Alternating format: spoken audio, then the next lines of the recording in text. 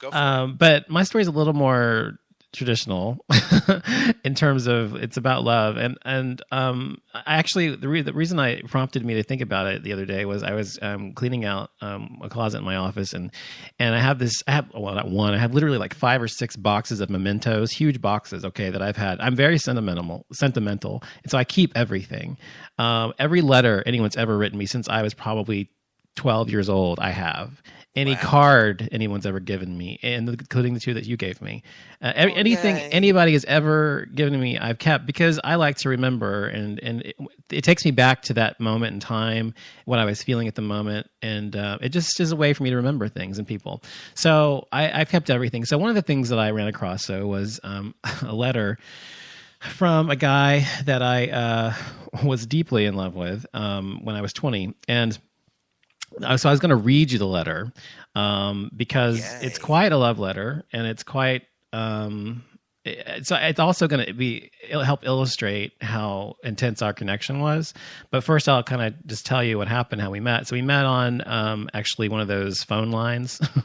You could call it a phone sex line, but it really was a party line.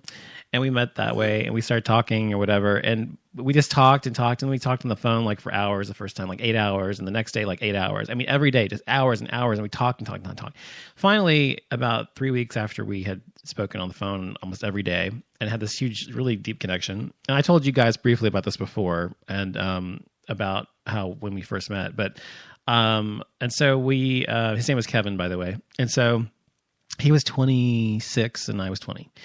And so he came to the door at my apartment, and I opened the door, and I've said this before, but literally he opened the door and we looked at each other, and it's like we knew each other. Seriously, it was bizarre. The only time in my life it's ever happened to me, ever. And it's like, oh, it's you. I know you. And so that's what it felt like inside. And so we had this really intense connection. And from that moment on, we were extremely just connected and together. And so we dated for months. Things were wonderful, perfect, terrific, had no complaints at all. He was everything I wanted. I was everything he wanted, he said, and everything else. So everything was great. And then so before I go on and tell you the rest of the story, I wanted to read you the letter. This is the letter he wrote to me the day after he met me. Okay. And so I'm so excited. Like, I can't wait. And so it's going to sound incredibly, just completely ridiculous because, and it is, but I'm trying to illustrate to you how intense our feelings were for each other. This is the day after we met. So it's actually, what he does, he typed it out he worked as an advertising. And anyway, he typed it out on his thing and at work and dropped it off and gave it to me the next day after he left. And this is what it says. The first page says, "Can two Geminis find true love in today's world?" by Kevin Gardner, September 26, 1995. And it says, hold on, next page. Oh, on the next page, you put a quote, and the quote is of a song. I'll just read it real quick. "Dreaming of the Queen, visiting for tea, you and her and I and Lady Di. The Queen said, 'I'm aghast. Love never seems to last, no matter how hard you try.' And Di replied, 'Because there are no more lovers left alive. No one has survived. And there are no more lovers left alive, and that's why love has died.'" That was by the Pet Shop Boys from "Dreaming of the Queen" from their album Very. Aww. Okay, so that's the next page. And then he writes this. This is what he wrote. And it's probably going to take me 2 minutes to read it, but I'll read it as fast as I can, but I'll try to not. No. Don't spare us. I want all that detail. It says, "I first heard that song on my way to my parents' mountain house in New Mexico. I was taking a 7-day sojourn the week of my birthday, hoping to rebuild the ravaged hulk that my heart had become when I found out the truth about Richard." That was his ex from years before this. "The lyrics hit me in what was, at the time, a very sore and tender place in my psyche. I began to wonder if I was the last real lover in Texas, if not the world. Oh yes, there are plenty of people who would love me, but if you feel little or nothing for them, what good is it? Questions like these and the lyrics from that tune left me feeling empty and barren, and I had continued to feel that way until yesterday when I met you. I'm scared and somewhat disturbed that after knowing you a mere 21 hours, I've been reduced to writing meandering essays, trying to simultaneously figure out what I'm feeling for my benefit and express to you my thoughts and concerns on the matter. This is, then, like a review of an exciting new restaurant where you've only tried the appetizers and maybe a cocktail.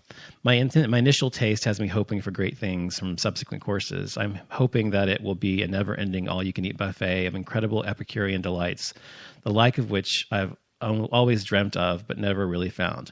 I'm hoping that you are the soulmate I've always searched for, someone whose every thought I can understand as they're thinking it, that our minds work so much alike that we only need to look deep into each other's eyes to communicate. I feel like I've found that person, someone who has been looking for the same things I am, but like me, has been struck down, beaten, bloodied, and bruised in the course of their search. We hardly know each other, and because of past experience, I feel dangerously overexposed telling you all of these things. I would like to think that you really feel the same way, but the voice of experience is warning me to think otherwise. If this does work out, at this point I'm hoping for all the world it does, we'll have to help each other repair the damage inflicted by those who have taken our trust, dropped it, and watched it shatter, leaving us to clean up the sharp, painful shards. For now, for whatever belief you can muster in my sincerity, I would like to say I think you are an extraordinary person, and I am very happy that I've met you. I hope that you are everything you seem to be. I would like to relate to you all the promises and assurances I know I can make and keep, but I know that at this point, without really knowing who I am, you would only be able to read them with about as much trust and faith as the copy in the slick 4-color magazine ad. That's okay, for if you'll allow me, I hope to show you that people really can be what they appear to be. I want to work to earn your trust, however long that may take. Have me followed, get a background check, ask your psychic, do whatever you feel you need to find out if I'm the genuine oracle or not. A couple more paragraphs. In short, here's what I am. In simple terms, with a great hope, I think the following description would apply to you as well, but please correct me if I'm wrong. I am an attractive, intelligent, young Gemini man pursuing a career in advertising. I have been termed a hopeless romantic by some, but others who've seen my ridiculous sex drive in action might not believe it, the duality of the Gemini personality. The real force behind this drive is, however, the search to find the one person I can happily spend my life with. My romantic ideal is a monogamous relationship built on trust, equality, and similar interests. This romantic, if somewhat naive notion has led me to incredibly destructive relationships because the other person chose to exploit my marital dreams rather than appreciate and reciprocate them. I am not perfect, but I want to be fair and ethical to the person I choose to be my significant other. The search has led me through one fruitless encounter after another, diminishing my hope for my ideal. Now I've met someone who represents a glimmer of hope in the dark landscape of my search. I want to believe that we are the last two lovers left alive. Last paragraph. Our initial meeting to me is like gazing across a great reservoir whose water is trapped as potential energy behind a hydroelectric dam. I hope we take the next step, and that is to take the potential energy and convert it to kinetic energy that results from the electricity produced when the water is released from the reservoir. Does this make any sense? Am I being too idealistic? Am I scaring you? I look forward to hearing from your input and seeing you again. Okay, so that was the letter he wrote me after we met. And I know to most people that sounds crazy because although we've been talking for weeks on the phone, up to this point, we knew each other pretty well, but actually having met only this point. And my point is, in reading that letter to you, is it was an incredibly intense romance that we had.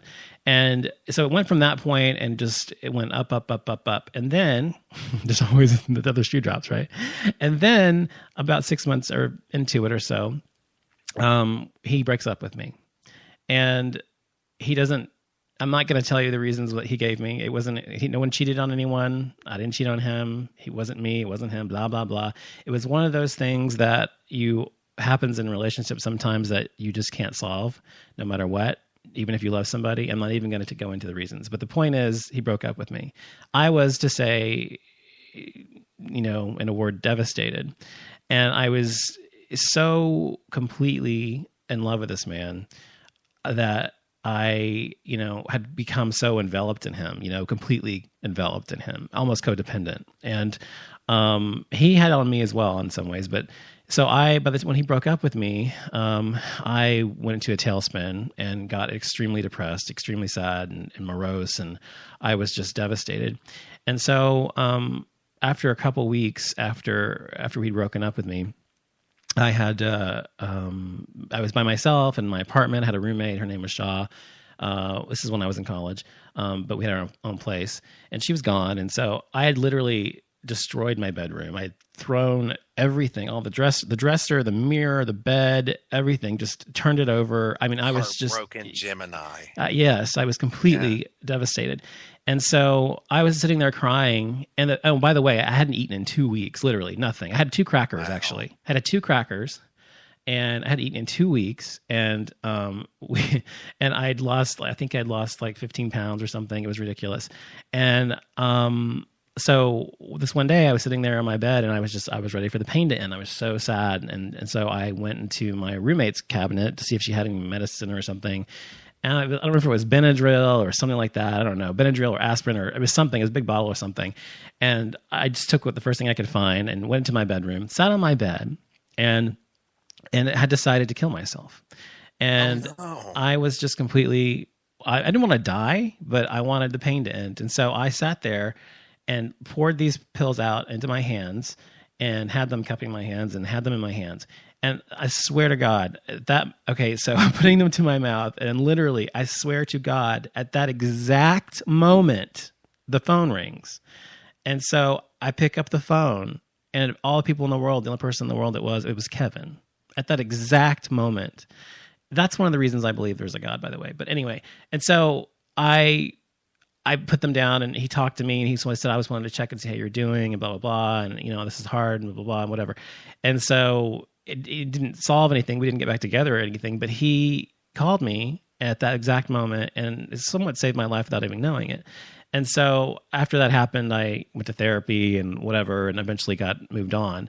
But that was the biggest heartbreak of my life. And it was very, very difficult for me. But what I learned about myself in that particular moment, in that particular time, and from that relationship, is that not to ever allow someone to consume you the way that I was consumed by him. And it's fine to be in love and to love someone, but not to ever allow yourself to get lost within someone else. You know what I mean? It's to the point where you don't know where you begin and where they end. And some people want that kind of thing, and that's okay. Oh, yeah. Yeah, I do, for sure. Yeah, and that's okay. But I don't think that I ever wanted to ever feel that out of control again, because the devastation led me to almost to take my own life at that time was well beyond any kind of common sense. And I think that it's a bad thing to be that consumed with somebody. And I think that the difference is then and who I am now, I had a very different sense of myself. Like these days, I'm much more confident. I knew who I am, blah, blah, blah. In those days, it wasn't the case. I was very insecure and very, for different reasons. And so that kind of relationship now is fine for me, but I never wanted to get to the point where I allowed someone else to push me to not love myself anymore, to love them more than I love myself. I guess that's what I'm trying to say. So that was my heartbreak story. That was what happened with me. And it was, so when I found that letter, I prompted me to talk about it today. So there you go. Well, I want to go back to, and if you don't mind me prying, I want to go back to what he said in his letter about him being so wounded, and yes, it leads me to believe that you were equally wounded. Yeah. So was there ever? Did you ever allow yourself to heal at all between the prior relationship and then Kevin, or were you really just? Was it basically about healing the wounds of emotional distress? No, well, the relationship he had been several years before that, but the guy had really completely fucked him over. I won't go into the details, but completely fucked him over. Horrible person. And with me, I'd had that happen numerous times by guys just fuck me over, use me, whatever. Use me, abuse me, lie to me, whatever. And so I had, when you say get over it, it's not a matter of like one particular relationship at that point when I was 20 years old. It was a culmination of different relationships and different dating situations since I was 14 years old. Wow. So it was just I was wounded. Yes. My heart was broken and it was, but that's why I was so wounded by this particular situation, because I literally opened myself up after making myself vulnerable to being hurt again.